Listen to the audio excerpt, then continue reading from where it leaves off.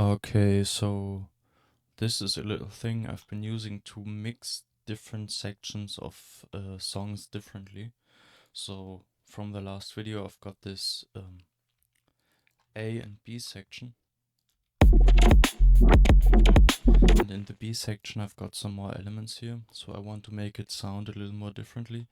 So one way of doing this, of course, if I want to I don't know, adjust this bass to this here, is to add all these effects, add an EQ5 or something, and then just automate every single parameter so it fits here, but that's a massive pain because once I've, for example, automated this here, it can no longer adjust it here without deactivating the automation.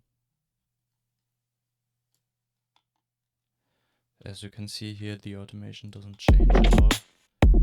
So if I just move this around here,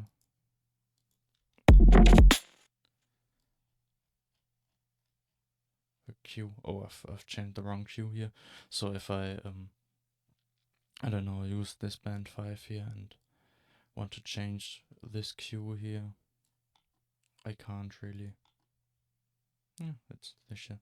Anyhow, because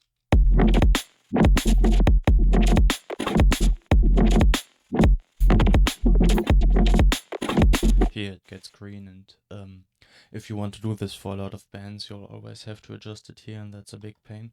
So lately what I've been doing is I just use something I've never really used before, which is the effects selector. And I've got this idea from watching someone do something in Reaper where you can just apply effects to certain sections of an audio file. So basically this is a way to replicate this. I'm just gonna get a tool, another tool, and then name this after the A section, name this after the B section, and then I can have two completely different processing chains here. If I just automate this, this is A section, this is B section. And then for example,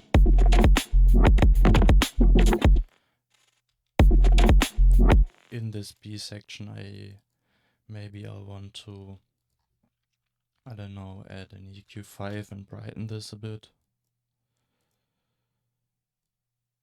Number 4 here. Just, add some highs.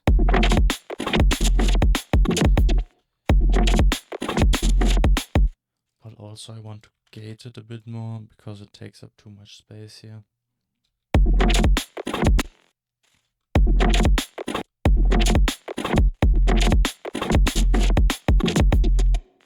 And I want to add a dynamics and sidechain it to audio 3. Which is where exactly? It's in the bases section.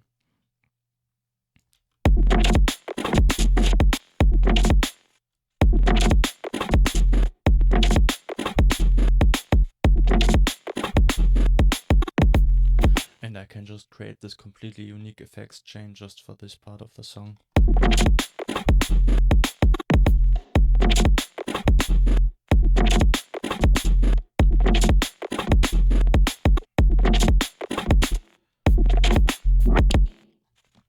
Maybe add like an EQ here. Give this a peak.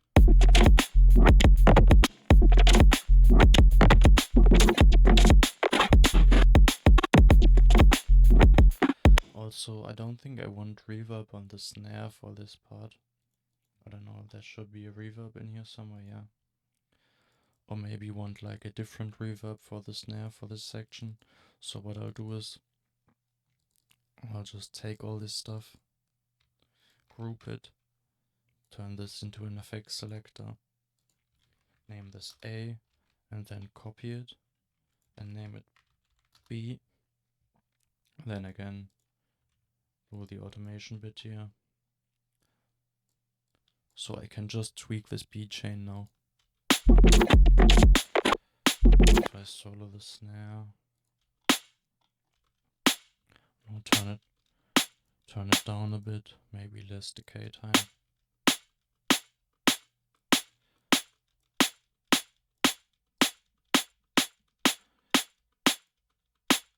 Sort of make it a little more muted, maybe.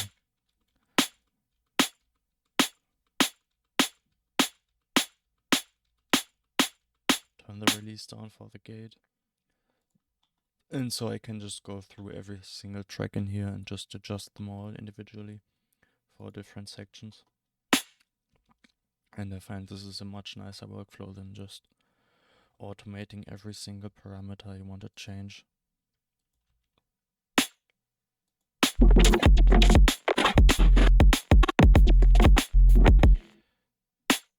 Also maybe this hi-hat here, I don't know, just for demonstration's sake.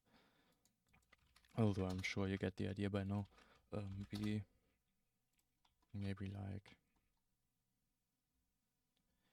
get the index here, change this to B, and of course you can always later differentiate if you want to make two different parts of this B. You can just copy this over and then change the automation. Maybe add like a transient shaper.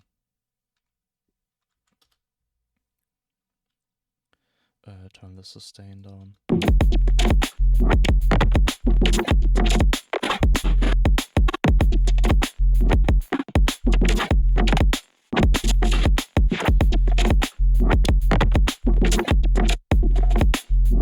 And this is also really convenient for mastering, for example, if you've got like the entire track in here and then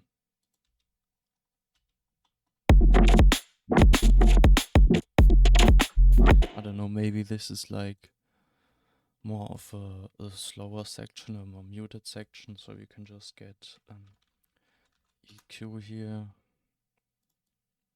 get a high shelf, turn this down a bit,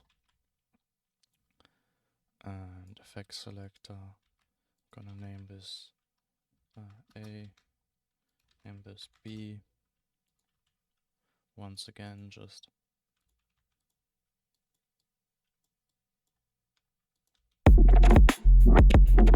and for this A section I probably want it a bit brighter.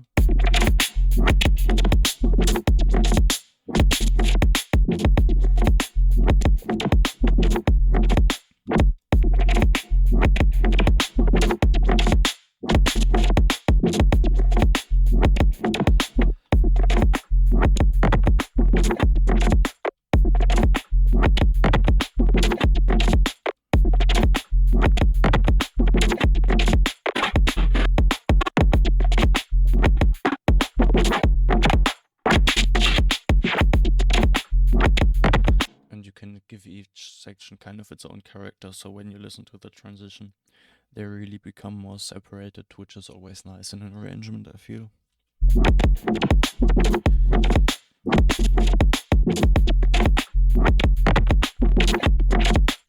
So yeah, that's that.